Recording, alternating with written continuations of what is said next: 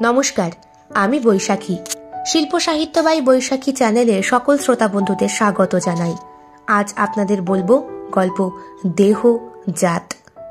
গল্প পাঠ এবং গল্প লেখনীতে আমি বৈশাখী বিশ্বাস দেবনাথ। গল্পটি কঠোরভাবে প্রাপ্তবয়স্ক শ্রোতা বন্ধুদের জন্য। প্রথম থেকে শেষ পর্যন্ত শুনবেন। ভালো লাগলে অবশ্যই লাইক করবেন, কমেন্ট করবেন, শেয়ার করবেন এবং আপনাদের প্রিয় চ্যানেল শিল্প সাহিত্য বাই বৈশাখী সাবস্ক্রাইব করে বেল বাটন প্রেস করে পাশে থাকতে একদম ভুলবেন না। বন্ধুরা, শিল্প সাহিত্য বাই বৈশাখী এখন চলে এসেছে ইউটিউব মিউজিক পডকাস্টে। ইচ্ছে করলে আপনারা সেখান থেকেও গল্প শুনতে পারেন এবং আপনাদের ব্যক্তিগত মতামত আমার সঙ্গে শেয়ার করতে পারেন।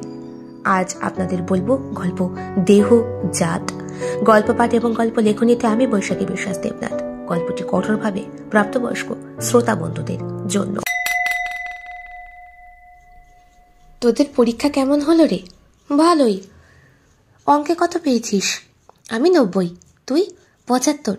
বাহ, ভালোই তো পেলি। আমি ফার্স্ট ডিভিশন পেলাম। অঙ্কতে খুব কম নাম্বার পেয়েছি, বলতে গেলে গোটা সায়েন্স গ্রুপটাতেই। এবার কি নিয়ে পড়বি? কি আর পড়ব, 11-12 কমপ্লিট করে কলেজ কমপ্লিট করব। তবে বোধহয় সায়েন্স নিয়ে আর হলো না। বিশ্বাস কর, আমি রীতিমতো অঙ্ক পরীক্ষা দিয়ে পেপারটা বাড়িতে এনে সব পেপারটা কমপ্লিট করেছি। আবার তারপরে মিলিয়ে দেখেছি 65 তো আমার হতোই, কিন্তু মেরে কেটে 40-এ ঠেকল। রুক্মিণী 4-5 জন বান্ধবী মাধ্যমিক পরীক্ষার রেজাল্ট আউটের দিন স্কুল থেকে বাড়ি ফিরছিল। রাস্তার পাশে রকে বসে আড্ডা মারছিল সুবিমল, অনিল, রাজু আর রিতম। হঠাৎ করে রিতম রুক্মিণীকে ডেকে বসে আর ডাকতে ডাকতে রক থেকে বেরিয়ে অনেকটা পথ আগিয়ে যায়। কারণ গ্রামের মেঠো পথ ছাড়িয়ে মেয়েগুলো পিচ ঢালা রাস্তায় পা বাড়িয়ে দিয়েছে। রঘুনাথগঞ্জের এই গ্রামটা অনেকটা শহরতলির হিসেব নিকেশের বাইরে।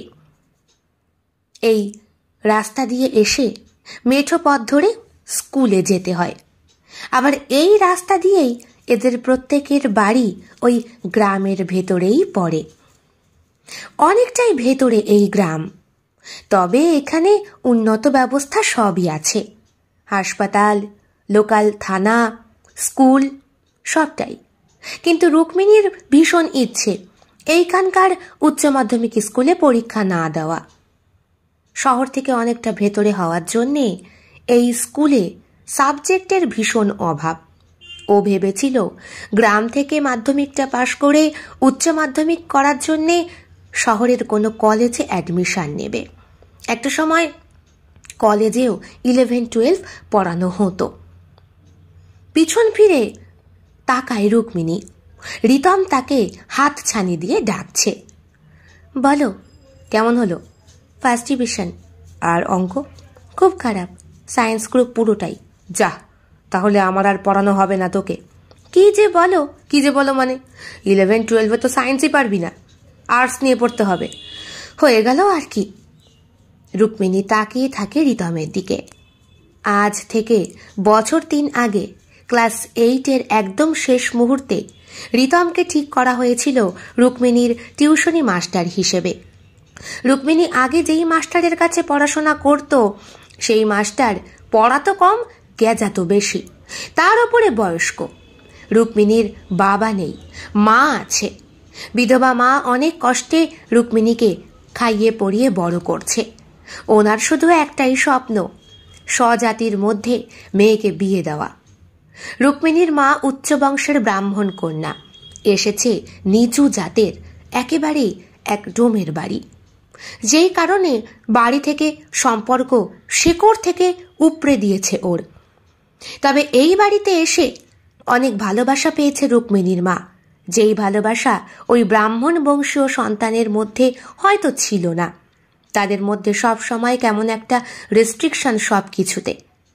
তাই ও নিজেও চায় মেয়ে যাতে ওই ডোম স্বজাতির মধ্যেই বিয়ে করে, উচ্চ বংশে যেন পা না রাখে। যত উচ্চ বংশ তত ধর্মের গোড়ামি, আর ততই ভেতরে ভেতরে নষ্টামিতে ভরা। আমাকে কেন তুমি পড়াতে পারবে না? পারবো না, কারণ তোর তো সেই সাবজেক্টই থাকবে না। রিতম ব্রাহ্মণ বংশীয় সন্তান। রিতম বন্দ্যোপাধ্যায়।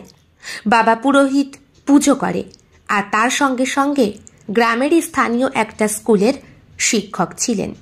রিটায়ার্ড করেছেন বছর 2 আগে।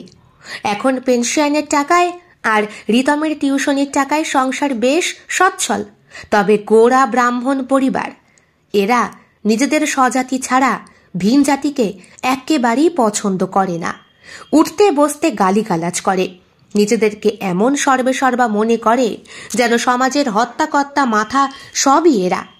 এরা ছাড়া আর যেন সমাজে কেউ বসবাসই করে না। প্রত্যেকটা মানুষকে নিচু নজরে দেখা এদের একটা নেশা মতো হয়ে গিয়েছে। প্রথম যেদিন রিতম বলল রুক্মিণীর বাড়িতে ও পড়াতে যায়, সেই দিনই বাবা ভীষণ খাপ্পা হয়ে গিয়েছিলেন। খাবার টেবিল থেকে উঠে বসে পড়েছিলেন। পৈতে হাতে নিয়ে মালা জপতে জপতে ঘরে চলে গিয়েছিলেন। তারপর তুলসী কাঠের মালা ধরে ওরে কত হরিনাম। রিতম এইসব জাতপাতের বালাই বিশ্বাস করে না। ও মনে করে মানুষটাই সব থেকে বড়। আর সেই মনুষ্যত্বের জোরেই রুক্মিণীর মায়ের অসহায়তার দিকে তাকিয়ে খুব অল্প মাইনেতে পড়াতে গিয়েছিল ওকে। রুক্মিণী বরাবরই পড়াশোনায় খুব ভালো, তার সঙ্গে সঙ্গে দেখতে ভীষণ সুন্দর। গায়ের রংটা চাপা কলির মতো, হাত পায়ের আঙুলগুলো ট্যাপা ট্যাপা, মাথা ভর্তি চুল, ঠিক যেন ঘটের মতো দেখতে। দেহের মধ্যে একটা লাবণ্য ছড়িয়ে পড়েছে। এরপর যখন রুক্মিণী ক্লাস 9 থেকে 10-এ উঠল, দুম করে স্কুলে শাড়ি পরে যাতায়াত শুরু করলো, তখন তো ওর রূপের ছটায় পাগল সম অবস্থা রিতমের। কিন্তু ভয়ে কোনোদিন ভালোবাসার কথাটা মুখ ফুটে প্রকাশ করতে পারেনি। রিতম ওর থেকে বয়সে প্রায় 10 বছরের বড়। চাকরির চেষ্টা করছে শহরে। অনেক রবিবার গেছে, পড়াতে পারেনি, চাকরির পরীক্ষা দিতে গিয়েছিল। একটা ছোট্ট বেসরকারি কোম্পানিতে হয়েও ছিল, কিন্তু বেসরকারি কোম্পানির মেন বস যখন রিতমের বাবা জানতে পারল ভিন জাতি, চাকরি থেকে ছেলেকে বহিষ্কার করিয়ে আনলেন। 25,000 টাকার মাইনে ছাড়তে বাধ্য হয়েছিল রিতম বাবার অশান্তির কারণে। ওনার এক কথা, যা করার স্বজাতির মধ্যে হবে, ভিন জাতিতে কিচ্ছু হবে না।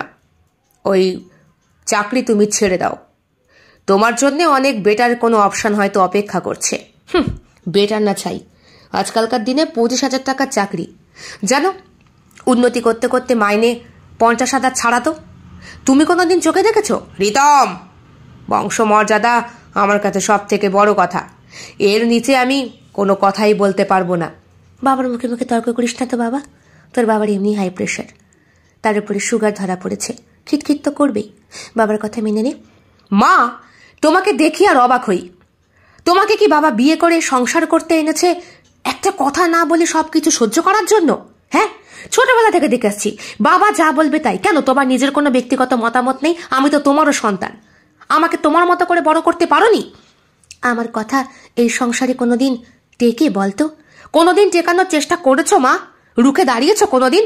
যত সব, থাকতে আমার একদম ভাল লাগে না। লেওরা, কি বললে?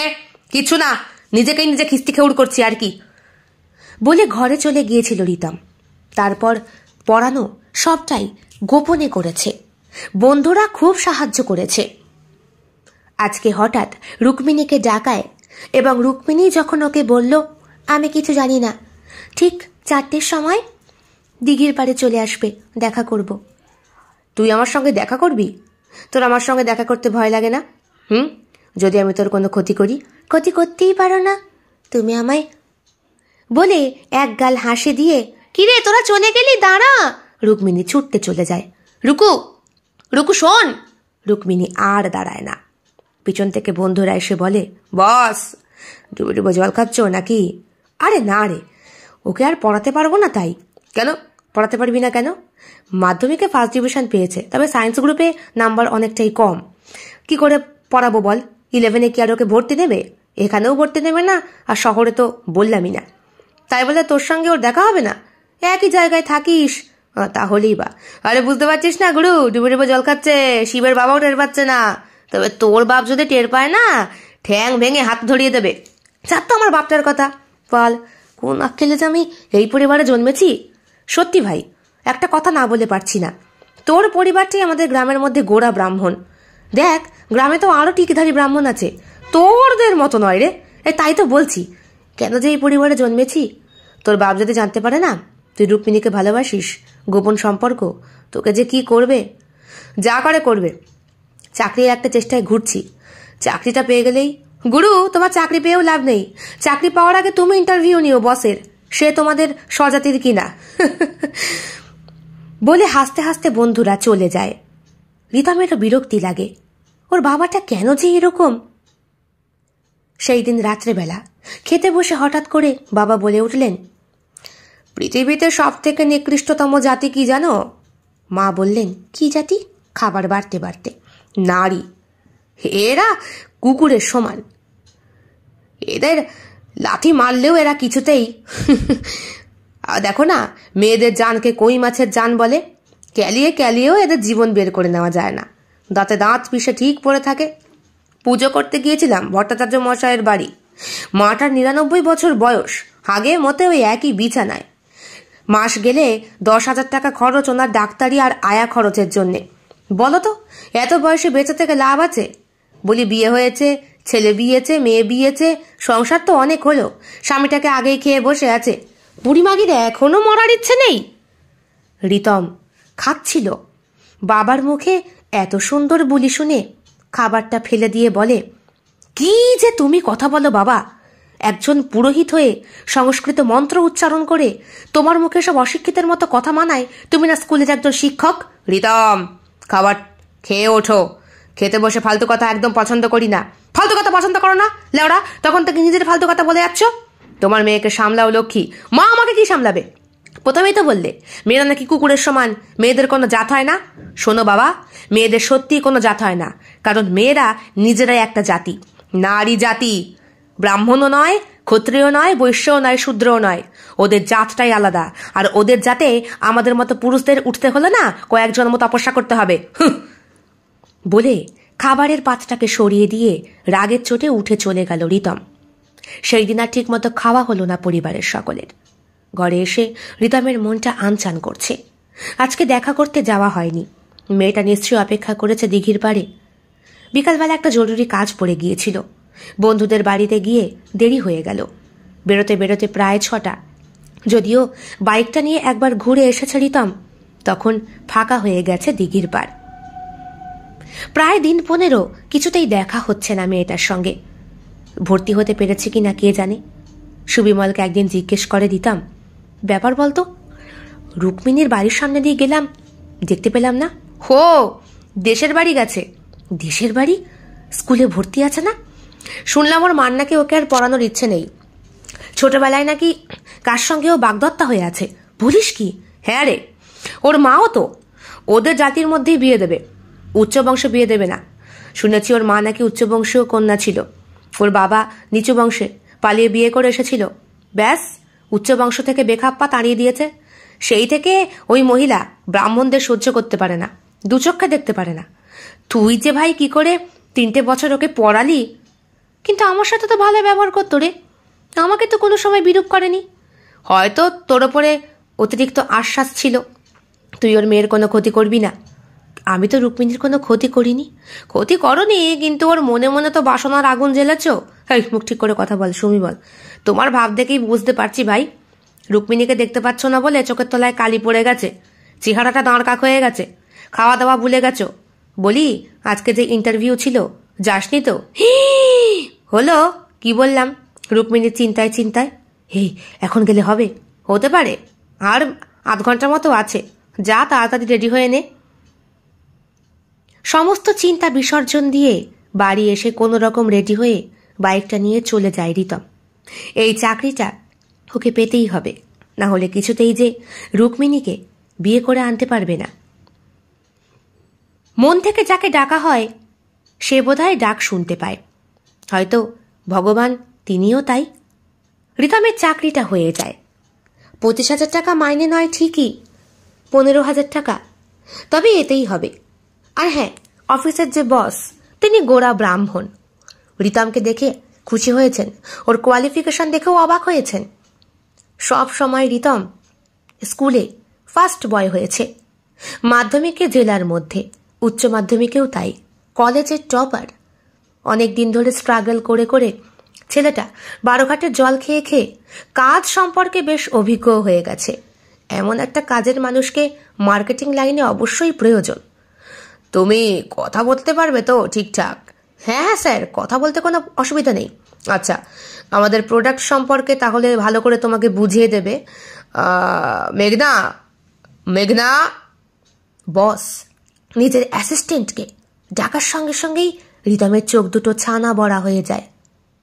ওর সামনে দাঁড়িয়ে রয়েছে লাস্যময়ী এক রমণী, ঔদ্ধত বক্ষ, ভারী নিতম্ব, বয়স বোধহয় রিতমের মতোই হবে।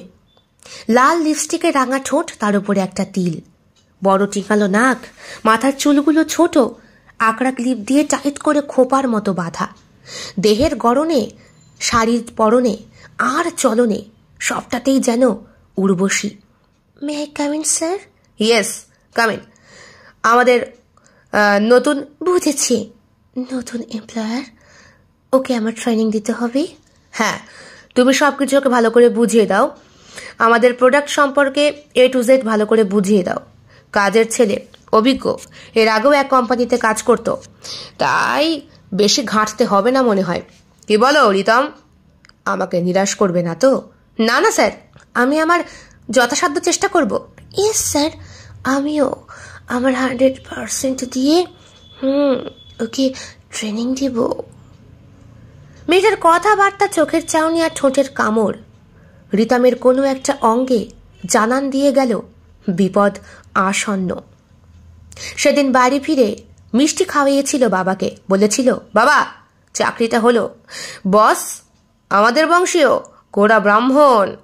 শুনে বাবা বুকে জড়িয়ে ধরে বললেন, এই না হলে আমার বেটা, শুধু শুধু সেই দিন কতগুলো ফালতু কথা আমায় বললি। কি গো লক্ষ্মী, যাও ভালোভাবে আজকে একটু রান্না বান্না করো তো। হ্যাঁ তাই তো, মা তো সারা জীবন হেসেলে টানলো, তুমি আমি গান্ডে পিন্টে গিলবো, এই না হলে আমার ছেলে। মেয়ে মানুষ মানেই তো তাই রে বাবা। কতদূর পড়াশোনা করেছে তোর মা? মেরে কেটে 5 পাস, তারপরে বাড়ির লোকে ঘরকন্যার কাজ শেখালো, বিয়ে হলো আমার সঙ্গে। আমি তো ওকে ঘাটিয়ে ঘুটিয়ে সবকিছু শিখিয়ে নিলাম, রান্না বান্না, ঘর মোছা, কাপড় কাচা কিচ্ছু পারতো না, সব পারে। তুমি শেখালে মানে? মানে ওই আর কি, ক্যালিয়ে ক্যালিয়ে। বুঝেছি তো, মেয়ে মানুষকে বেশি মাথায় চড়াতে নেই, মাথায় চড়লে এরা কুকুর থেকে অন্য কিছু হয়ে যায়। আজকেও রিতমের ইচ্ছে করছিল বাবাকে কিছু একটা বলতে, কিন্তু কেমন একটা মোহ ওকে বাবার সঙ্গে সাই কাটাতে বাধ্য করল। ধীরে ধীরে মেঘনার সঙ্গে রিতম কাজ ভালো করেই বুঝে সুঝে নিচ্ছে। মেঘনা ইদানিং স্কার্ট পরে আসে, বুক খোলা শার্ট আর স্কার্টে ওর ভারী নিতম্বটা দেখতে আরো সুন্দর লাগে। একদিন মেঘনা পিছন ঘুরে ওকে কম্পিউটারের কি একটা শেখাচ্ছিল, আর মেঘনার গায়ের সুগন্ধ রিতমকে মাতোয়ারা করে দিচ্ছিল। রিতম স্থির থাকতে না পেরে চেয়ার শুদ্ধই পেছন ঘুরে বসে এবং জড়িয়ে ধরে মেঘনাকে। মেঘনার দুই বুকের মাঝখানে ঠোঁট ঘষতে ঘষতে বলে, আমি পারছি না, প্লিজ প্লিজ। জানি তো, প্রথম দিন থেকেই আমারও খুব ইচ্ছে করছিল, তুমি একটা কামুক পুরুষ মানুষ, তোমার মতো বলিষ্ঠ বুকে আমি পেশন খেতে চাই, please come come with me. মেয়েটি একটা ঘরে নিয়ে যায় ওকে। অফিসের মধ্যেও যে একটা প্রাইভেট কক্ষ থাকতে পারে রিতমের জানা ছিল না। সেই ঘরে ঢোকার সঙ্গে সঙ্গেই মেয়েটি একটা একটা করে জামা কাপড় খুলতে শুরু করে। রিতমকে খুলে দিতে হয় না, নিজেই এগিয়ে এসে নগ্ন শরীরটাকে দেখায়, আর ওর বুক, ওর জনি, নিতম্ব সবটাই এতটাই আকর্ষণীয় যে রিতম কুকুরের মতো হয়ে যায়। মেয়েটি শুয়ে পড়ে এবং আঙুল দিয়ে ইশারা করে ওর কোমর অঙ্গের দিকে। রিতম বুঝতে পারে ওর ইশারা। ওর জিভ চলে যায় সেই অঙ্গে যেটা সব থেকে স্পর্শকাতর জায়গা। ক্ষণে ক্ষণে দাপিয়ে ওঠে সমস্ত শরীরটা মেঘনার। বিছানার চাদর আঁকড়ে ধরে প্রবল শীতকালে ঘরটাকে গরম করে তোলে ও। দুটো শরীর যখন প্রচণ্ড জোরে একে অপরের সঙ্গে ঘর্ষিত হতে শুরু করেছে, তখন হঠাৎ দরজা খুলে ভেতরে প্রবেশ করে অফিসের বস। বাহ, ভালোই তো, আমার পেছনে বেশ ভালোই তো করছো তোমরা। না মানে স্যার, আরে ঠিক আছে ঠিক আছে, মেঘনা এমনিতেই এমন একটা মাল, ওকে দেখলে যে কেউ ওর রস খেতে চাইবে। শুরু যখন করো তো চেষ্টা করো, তারপর আমার সঙ্গে দেখা করতে এসো, কেমন? রিতম আর কিভাবে শুরু করবে বুঝতে পারে না, তবে মেঘনা ওর ঠোঁটে চুম্বন করলে আবার ওর নেতিয়ে যাওয়া শরীরটা জেগে ওঠে। একটা একটা করে নিজের হাতে ওর শার্ট আর প্যান্ট খুলে দেয় মেঘনা। তারপরে বলে, দেখতে তো বাইরে থেকে সঠিক পুরুষ মানুষ, কিন্তু ভেতরে ভেতরে এত ভীত কেন? আমার ভেতরে প্রবেশ করতে তোমার ইচ্ছে করছে না? আমি জন্মুক্ত হয়ে রয়েছি, আমার সর্বাঙ্গ তোমাকে আকর্ষণ করছে রিতম। প্লিজ আমাকে ঠান্ডা করো, আমি উষ্ণ হয়েছি। তোমার গরম আগুন, তোমার লৌহ আমার সোনা গলিয়ে দেবে। Please please Ritam, please.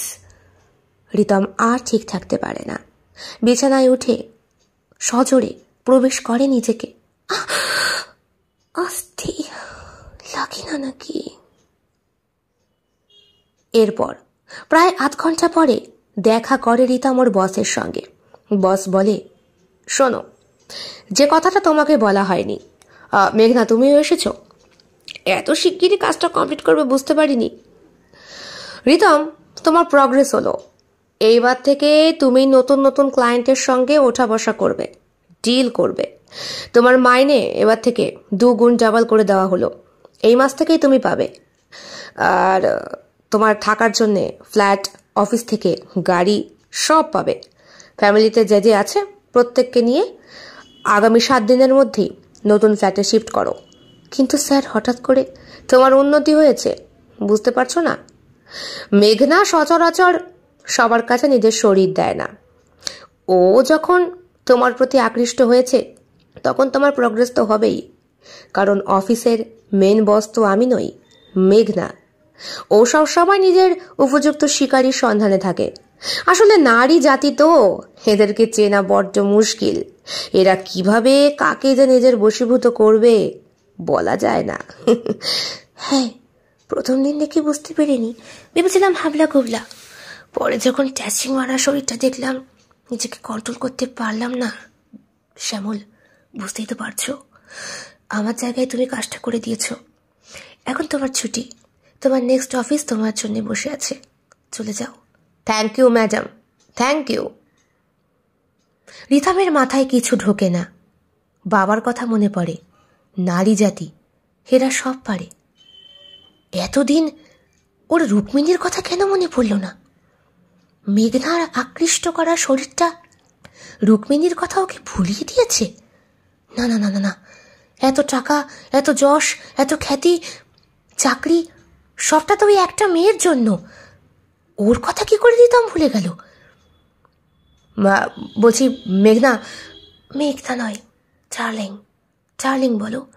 এবার থেকে রোজ একবার করে আমায় আদর করবে, কিন্তু তোমার আদর ছাড়া আমি ঘুমোতে পারবো না রাতে। শোনো, সামনের বছর আমরা বিয়ে করব।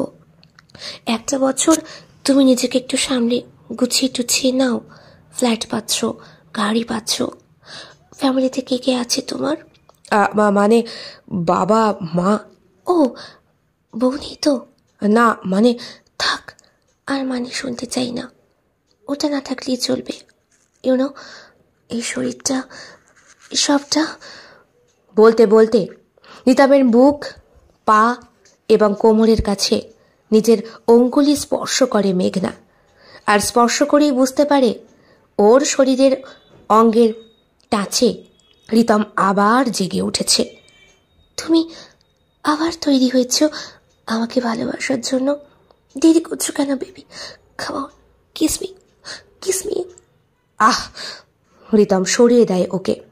সবসময় দেহ সাড়া দিলেও মন তো চায় না। ওহ ফ্রাবিশ, এরকম কথা আমি একদম পছন্দ করি না। শ্যামল দেখলে না বলল, আমি তোমাতে মজেছি, তাই তোমাকে ছাড়া আমার এক ঘন্টাও চলবে না। তোমাকে এতদিনে কাজ বোঝাতে বোঝাতে আমারও কেমন একঘেয়ে হয়ে গিয়েছিল, কিন্তু এখন তোমাকে পেয়ে আমার সে একঘেয়েমিটা কেটে গেছে। বলছি, তুমি কে? আমি আমি তো কোম্পানির বস। তাহলে এভাবে কেন থাকতাম কারণ আমি যদি সবাইকে বস বলি, আমার শরীরটাকে সবাই খেতে চাইবে। আমি তো দিতে পারবো না। আমার এই শরীরটা শুধু একজনের। কেন? আমাকে প্রথম দিন টাচ করে তুমি বোঝোনি? রিতমের মাথার সবকিছু কেমন যেন তাল গোলে পাকিয়ে যায়। রুক্মিণীর মুখটা ভেসে ওঠে বারবার এই মেঘনার মধ্যে। মেঘনার সব আছে, রূপ আছে, টাকা আছে, ভরা যৌবন আছে, আকৃষ্ট করার ক্ষমতা আছে। রুক্মিণীর মধ্যেও তো আছে। শুধু ও নিচু জাত বলে এতটা পিছিয়ে গেছিল নাকি রিতম? বাবার কথা কোনোদিন কোনোভাবে কি ওর মনে দাগ কেটেছিল? নারীদের কোনো জাত হয় না, মেয়েরা কুকুরের মতো। কিন্তু এখন কুকুর কে হলো? রিতম না রুক্মিণী, নাকি মেঘনা, নাকি সবাই পশুর সমান? সবটাই এখন কেমন যেন পাশবিক প্রবৃত্তি। রুক্মিণীর সামনে থাকলে রিতমের মনটা সবসময় ভালো লাগে, একটা ফুরফুরে ভাব লাগে। রুক্মিণীকে দেখলেই যে কোনো কাজ করার জন্য মনটা চাঙ্গা হয়। রুক্মিণী নামটাই যেন যে কোনো কাজ বা যে কোনো শুরুর একটা দারুণ উদ্যোগ। আর মেঘনা, মেঘনা না চাইতে পাওয়া শিমুল ফুলের মতো, না চাইতে পাওয়া এক হাড়ি খেজুরের রসের মতো, যা কোনোদিন ফুরায় না, অফুরন্ত ভাণ্ডার। তবে পুরোটাই তো মেয়ে, নারী জাতি। বাবার কথা কি তাহলে ঠিক? কি হলো? এসো, আমার ভাণ্ডার অপেক্ষা করছে তোমার জন্যে। তুমি ভ্রমর, আমার মধু খাবে না? এসো এসো। হাঁ করে তাকিয়ে রয়েছে রিতম, চুপ করে রয়েছে, কিছু বলার ভাষা নেই। সেই দিন রাত্রেবেলা বাড়ি ফিরে কেমন যেন ঘোরের মধ্যে থাকে ছেলেটা। রিতম, খেতে আয় বাবা, যাই। কি রে, আজকের খবর কি? কেমন হলো কাজকর্ম? ভালোই। অফিসে আমার নতুন একটা ফ্ল্যাট দেবে, গাড়ি দেবে, বাড়ি দেবে। তোমরা যাবে তো আমার সঙ্গে? হেসে উঠলেন রিতমের বাবা। শুনলে লক্ষ্মী, ছেলের কথা শোনো। ছেলে নতুন বাড়ি পেয়েছে, গাড়ি পেয়েছে, আমাদেরকে নেবে। যাবে নাকি? তুমি যেখানে বলবে। কেন, তোমার বুঝি কোনো উত্তর থাকে না? এই প্রথম বাবার মুখে এমন কথা শুনে রিতম চুপ করে তাকিয়ে রয়েছে। কিরে, হা করে কি দেখছিস? খা খা। তোর মাকে তো কোনোদিন জিজ্ঞাসাই করেনি ও কি চায়। তবে হ্যাঁ, ছেলের মতো ছেলে একটা বিয়েছে তোকে, না হলে কি আর আমার গর্ব হতিস তুই? ক্রেডিট ওর আছে, তবে কি বলতো বাবা, আমরা ক্রেডিট দিতে পছন্দ করি না। যদি অতিরিক্ত ক্রেডিট দিয়ে দিই তাহলে এই জাতিটা মাথায় চড়ে বসবে। আমরা জানি আমাদের উঠতে বসতে, খেতে পড়তে, শুতে পর্যন্ত ওদের লাগে, এমনকি জন্ম দিতেও ওদের সাহায্য লাগে। আমরা ছেলে থেকে মেয়ে হতে পারি, কিন্তু কোনোদিন সন্তান জন্ম দিতে সক্ষম হব না। বলতে পারিস আমরা ওদেরকে নিজের মতো ব্যবহার করি, ইচ্ছে মতো ব্যবহার করি, আর ওদের ব্যবহারের দাম কখনো দিই না। বাবা, অবাক হয়ে যাচ্ছিস আমার কথা শুনে? লক্ষ্মী, খাবার হলো? এই তো আসি। তা যাবে নাকি ছেলের সঙ্গে? তুমি যা বলবে তাই। দেখলি, এটাই বলে বেশি লাই না দেওয়ার ফল। না রে বাবা, তুই থাক, আমার এই গ্রামের বাড়ি ঠিক আছে। তাছাড়া একটা বিয়ের কাজ পেয়েছি। বিয়ে? কার? আরে তুই পড়াতিস না, রুক্মিণী, ডোমার মেয়েটা। আরে স্বজাতি পেয়ে গেছে। আমার হাতে পায়ে ধরে সে কি কান্নাকাটি, আমার মন্ত্র উচ্চারণ ছাড়া নাকি বিয়ে হবে না। আমি বললাম তোমাদের জাতিতে তো অন্যরকমভাবে বিয়ে হয়। সে বলল না, মেয়ে নাকি যার সঙ্গে বিয়ে ঠিক করেছে সে নাকি আমাদের জাত। আমি তখন ভাবলাম, মেয়ে জাত তো, এটার তো কোনো জাতের বালাই থাকে না, বিয়ে হয়ে নিচু জাত থেকে উঁচু জাত হবে, এ তো ভালো কথা। তাই ওর বিয়ে দিতে মেনে নিয়েছি। এবেলা তোমার কোনো অসুবিধে হলো না বাবা? কেন অসুবিধা হবে? মেয়েদের কোনো জাত থাকে নাকি? জন্মানোর পর থেকেই বাবা মার চিন্তা থাকে কোন ঘরে বিয়ে দেবো। তার জন্যই তো খাইয়ে পড়িয়ে পড়াশোনা শিখিয়ে ফুলের মতো তুলে রেখে দেয় অন্য পাত্রে দানের জন্যে। আর আমরা হলাম ভ্রমর, রস খাবো বলে। খা খা খা, খাওয়াটা শেষ করে নে। রুক্মিণীর বিয়ে ঠিক হয়ে গেল?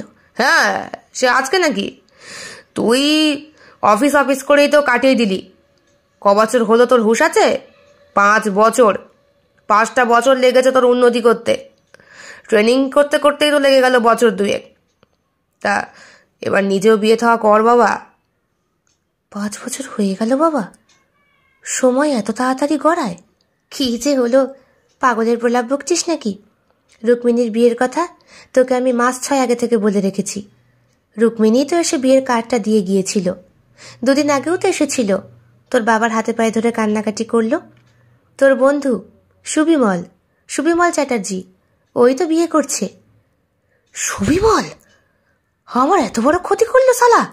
কে ক্ষতি করেছে? কিছু না বাবা, তোমরা খাও, আমি একটু আসছি। মানে কোথায় যাচ্ছিস?